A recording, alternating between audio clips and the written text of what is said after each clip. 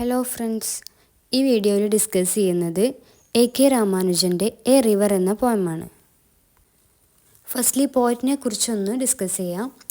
A.K. രാമാനുജൻ്റെ full നെയിമാണ് അത്തിപ്പാട്ട് Krishnaswamy Ramanujan. അദ്ദേഹം ജനിച്ചത് 16 March 1929 മൈസൂരിലാണ്.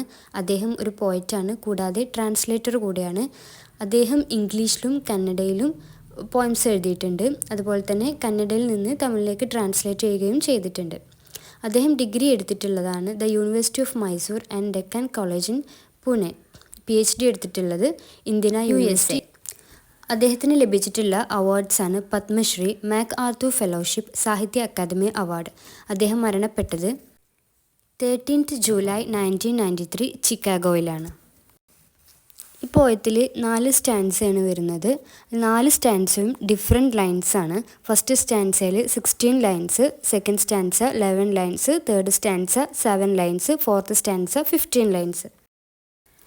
അതുപോലെ ഇവ ഒരു സ്പെസിഫിക് റൈം സ്കീം ഒന്നും ഫോളോ ചെയ്യുന്നില്ല.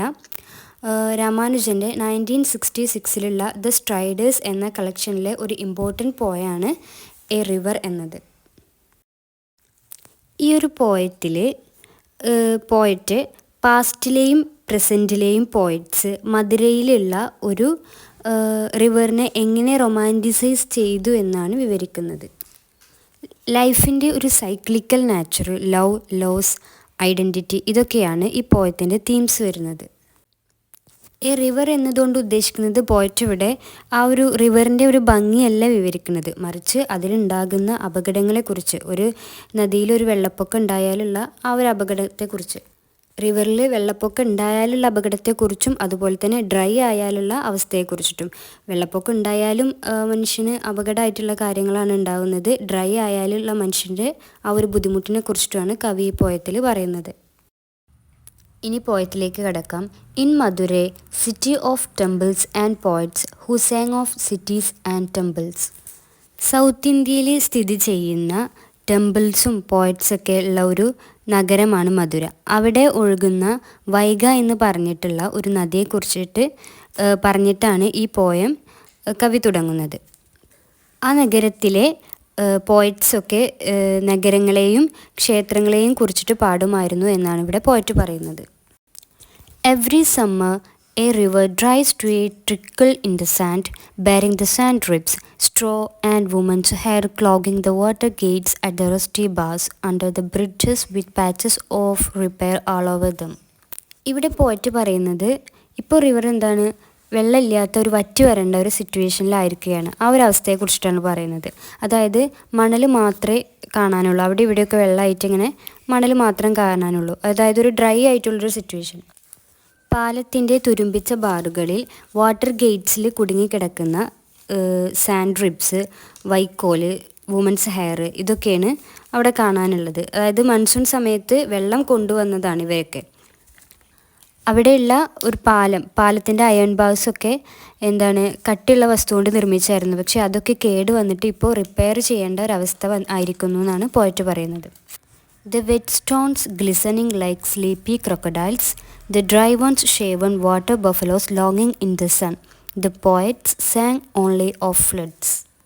ഇവിടെ പോയറ്റ് പറയുന്നത് വെള്ളം ഒഴുകുന്ന സമയത്ത് വെറ്റ് സ്റ്റോൺസൊക്കെ എന്തുപോലെയൊക്കെ ഉറങ്ങിക്കിടക്കുന്ന ക്രൊക്കഡൈൽസിനെ പോലെ ആയിരിക്കും എന്നാണ് പോയറ്റ് പറയുന്നത്. വെള്ളമില്ലാത്ത ഡ്രൈ ആയിട്ടുള്ള സിറ്റുവേഷനിൽ ഡ്രൈ സ്റ്റോൺസൊക്കെ കിടക്കുന്നത് കടുത്ത വെയിലിൽ കിടക്കുന്ന ഷേവ് ചെയ്ത വെള്ളപ്പോത്തുകളെ പോലെയാണെന്നാണ് പോയറ്റ് പറയുന്നത്. ഇവിടെ വെറ്റ് സ്റ്റോൺസിന് ക്രൊക്കഡൈൽസുമായിട്ടും ഡ്രൈ സ്റ്റോൺസിന് ബഫലോസുമായിട്ടാണ് പോയറ്റ് പറയുന്നത്.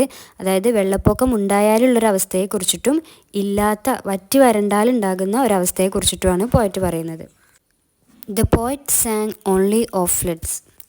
ഈ ലൈനിൽ പോയറ്റ് പറയുന്നത് പോയറ്റ്സൊക്കെ വെള്ളപ്പൊക്കത്തെക്കുറിച്ച് മാത്രമേ എഴുതാറുള്ളൂ, പക്ഷേ മഴക്കാലത്തൊക്കെ ജനങ്ങൾക്ക് എന്ത് നഷ്ടമോ വേദനയോ ഉണ്ടാക്കി എന്നതിനെ കുറിച്ചിട്ടൊന്നും ആരും എഴുതിയിട്ടില്ലെന്നാണ് പോയറ്റ് പറയുന്നത്.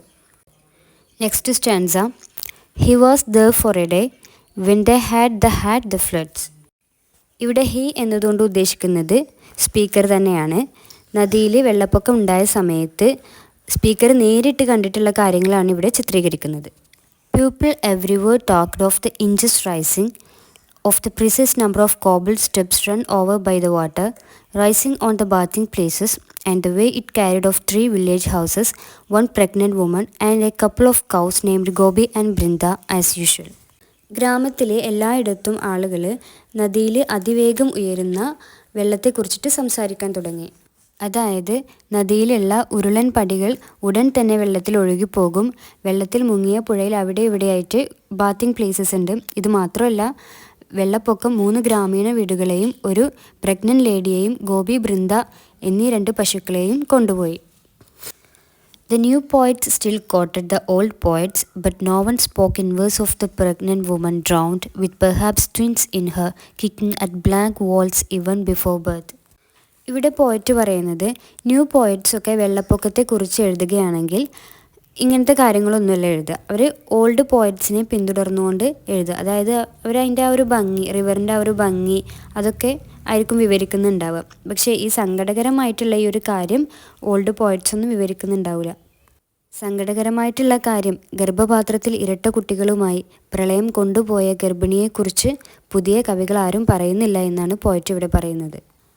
ഒന്നും അറിയാത്ത ആ ഒരു ട്വിൻസ്, തൻ്റെ അമ്മയ്ക്ക് സംഭവിക്കുന്നത് എന്താണെന്ന് അറിയാത്ത ആ ഒരു ട്വിൻസിൻ്റെ സങ്കടകരമായിട്ടുള്ള ആ ഒരു അവസ്ഥയെക്കുറിച്ചിട്ടാണ് ഇവിടെ പോയറ്റ് പറയുന്നത്. ഇനി last stanza. He said, "The river has water enough to be poetic about only once a year, and then it carries away in the first half hour 3 village houses, a couple of cows named Gobi and Brinda, and 1 pregnant woman expecting identical twins with no moles on their bodies with different colored diapers to tell them apart."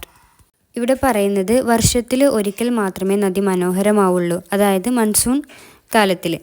എന്നാൽ വെറും അരമണിക്കൂറിൻ്റെ ഉള്ളിൽ അത് 3 ഗ്രാമീണ വീടുകളെയും 2 പശുക്കളെയും ശരീരത്തിൽ മറുകുകളൊന്നുമില്ലാത്ത വ്യത്യസ്ത നിറങ്ങളിലുള്ള ഡയപ്പറുകളുള്ള ഒരു identical ട്വിൻസിനെ expect ചെയ്യുന്ന ഒരു പ്രഗ്നൻറ്റ് വുമണിനെയും ആ ഫ്ലഡ് കൊണ്ടുപോയി എന്നതാണ് ഇവിടെ പോയറ്റ് പറയുന്നത്.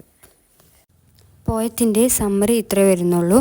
അതിലെ പോയറ്റിക് ഡിവൈസാണ് ഇമാജറി, സിമിലി, റിപ്പിറ്റേഷൻ, എൻജാംമെൻറ്റ്.